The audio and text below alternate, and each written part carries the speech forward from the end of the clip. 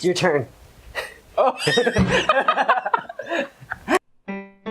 When everybody hates it, we think it's okay. When everybody likes it, we gotta complain. We're quite contrary.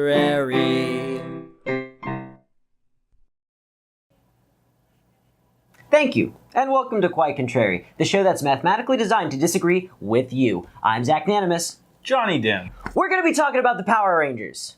So, the movie simply titled Power Rangers came out. We're actually filming this the day it came out.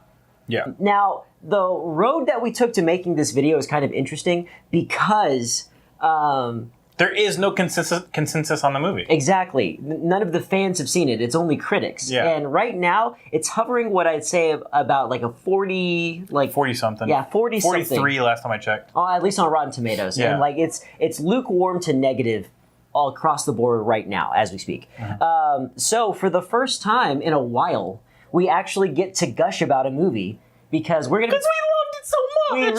We really did, and we get to say good things about it. Yeah, so it's a double whammy. Exactly. So the movie's Power Rangers, and here's what rocked about it.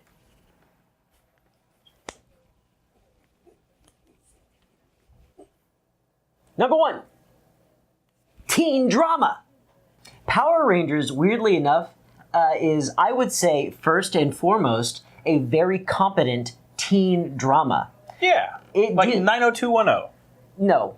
Or One Tree Hill. No. Wait, I don't know. How do you know these? Oh, I don't know. It's not important. Okay. Power Rangers.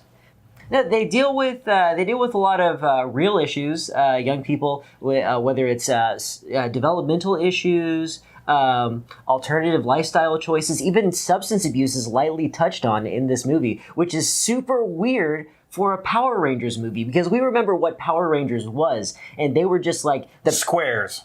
Well, they were the paragon. They were the teens with attitude. Yeah. Everything they touched turned to gold. They were examples to look to. It's true. And here, they're the losers, all of them. Yeah.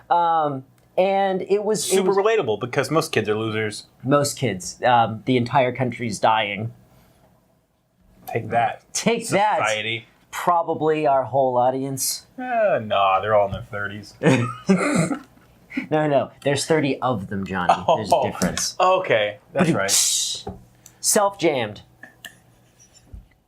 One gripe that I have about this is that it is a teen drama, so it's nothing that we haven't seen before. They always have the same problems. Oh, I don't think my friends accept me in school. Oh, I got kicked off the team. Oh, Elizabeth Banks keeps attacking me in my bedroom. Oh, that's a real problem, though.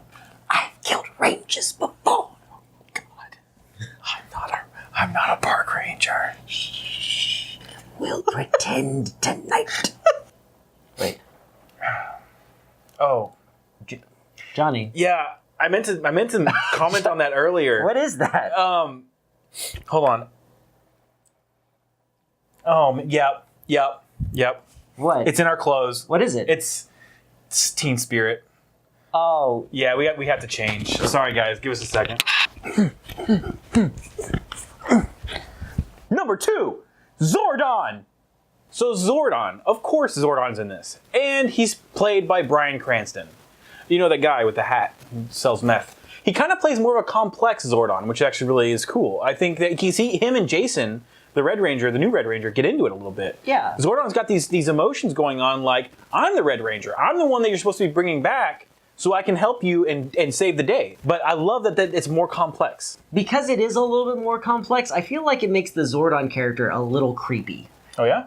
Like, he's always inviting these teenagers down into his underground lair so that they can have morphin time. That's how they become the superheroes. And he's always asking them to change in front of him. That's how they get their armor. That's their superhero armor. And he's never wearing pants. Oh, no, okay, he got me there. Yeah. Yeah, actually, he's...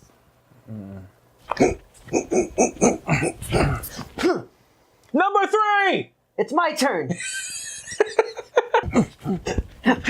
Number 3. Cinematography.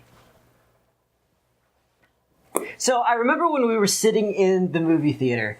I remember that too. Yeah, it was yesterday. No, we were sitting in the movie theater. The movie had been on for about a minute and a half.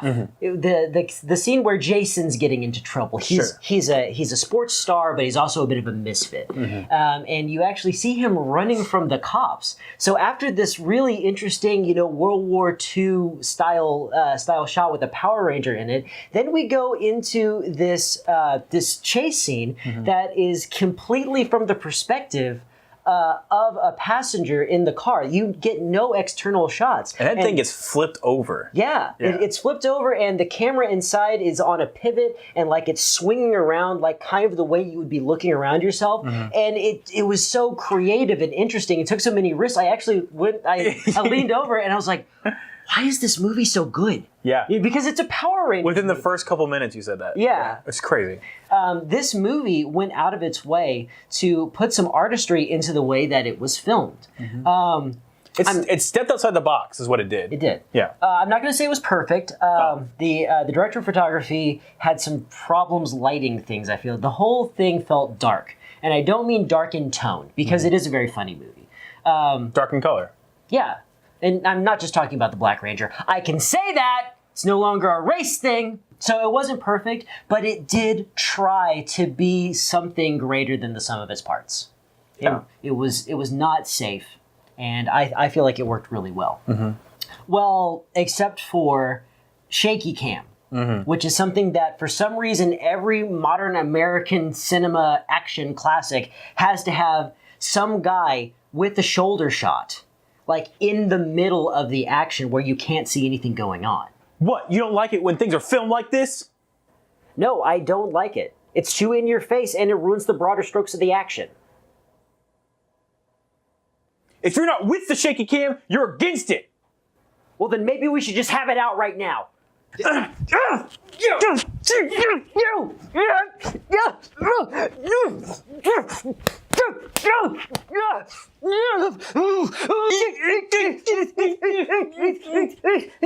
Wait, stop. See what I mean? It's a little disingenuous. Yeah, you got a point. It's not representative of what actually happened. I was not ready. Number 4. Nostalgia. Of course, Power Rangers came out of the 90s, so a lot of us are familiar with this property already. And I can tell you this. This movie brought me back. Brought you back? It brought me back to the 90s. Going back in time! I think I was, I don't know, between 10 and 12, something like that, years old. And I love Power Rangers. Absolutely love Power Rangers.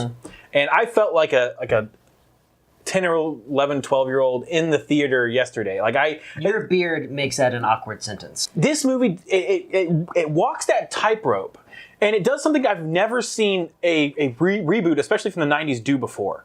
And it actually walked this tightrope of just fan service after fan service after fan service while being a good movie. Yeah. It was insane. Like they call back to so many different things from the very original series with all these different little things they threw in there, little sprinkles. Well, like Rita coming out when she's making Goldar, and she's like, "Make my monster grow," and it's like she is Rita Repulsa, and yes. I was really skeptical about her being Rita Repulsa.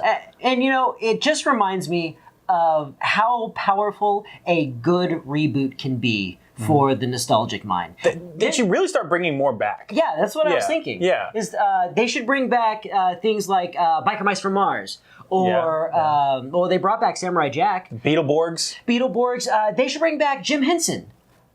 They should bring back, remember how much fun Robin Williams was as the Gene? Oh, I know, Nintendo should buy back Rareware. At least there's more Metal Gear games. I just realized that I'm going to die.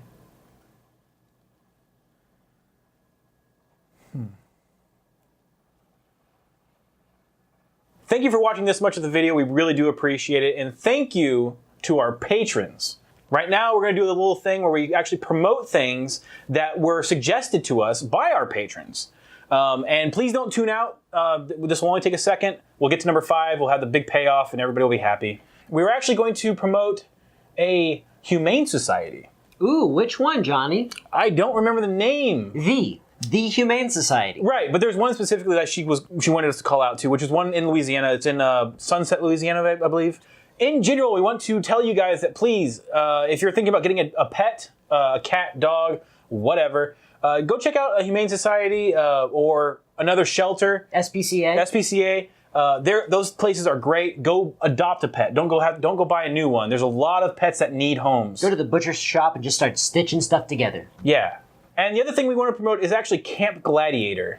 Some of you who may know me will know that my mom is actually a trainer with Camp Gladiator. And yes, she did pay for this as a patron. She is contributing to us, and she paid for it like anybody else would with this particular tier of reward. So we're promoting for her because Johnny's mom says so. No. The reason I really want Is that not accurate? Is that not accurate? Okay, that's accurate. Back to the video. Number 5. Regrettably, I enjoyed the suits.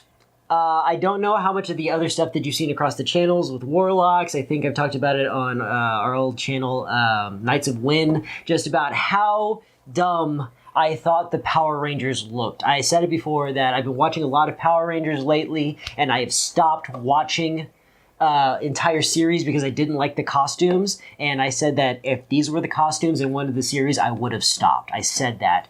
And you were wrong. I was wrong, and I'm sorry. Okay, I'm sorry. I just want to say there's one scene in particular when they finally morph, and they're in their suits, and there's some badass music playing, and I can't get the scene out of my head, and they're just walking towards the camera, and they're very typical, but still, for whatever reason, feels fresh, type of trope where they're just walking towards the camera with the badass music. Because and it just it killed me. It was awesome. Because that was the time when it felt like they were back. Yes. Sure, we've seen this setup before with the 5 people walking to the camera, but it feels like we've got the Power Rangers back. And it might, in some of those negative reviews that we referred to, it may be a common complaint. I think it is that they spend too much time out of the suits, but there's a payoff, right? And, they're working hard at getting into the suits, and they finally have that payoff, and it's just awesome. Yeah. One thing that did rub me the wrong way was the crotch bulge, or lack thereof. Could have said that better. Mm-hmm. So, superheroes. There's a lot of superheroes in spandex. Yes. Superman, Spider-Man, Punisher's too cool for it. But there's a bunch of other ones. He wore the white underoos back in the 80s. Did he really? Yeah. Ooh. Well, the thing is, my whole point is, they are not showing the crotch bulge. Like, even in the live action, they find some reason to find some, I don't know, using science or something, or adult diapers, they blend it in really well, so you don't see any crotch, right? Any bulge there. Yes, you're absolutely right. That's the thing Johnny. that happens, and it's just ridiculous. Like I'm not sitting here saying that I'm a fan of that part of the anatomy, but we're human, right? It's there for men. It's there, okay? Okay. It's just there, and you know who's not afraid to show it? David Bowie. You just made me sad again. Oh. I'm sad too. Why do we keep doing this to ourselves? Thank you very much for watching this video. We had a lot of fun making it. We hope you had fun watching it. Thank you very much to our patrons. If you don't know what a patron is, check out the link. It'll be there. Please subscribe and check back next week because we do this every week. Hey, and if you did like the video or you didn't like the video, agree, disagree, what have you, tell us in the comments below. We always love to hear from you guys. And as always, I think I'd like to end this episode by eating gummy snacks in silence.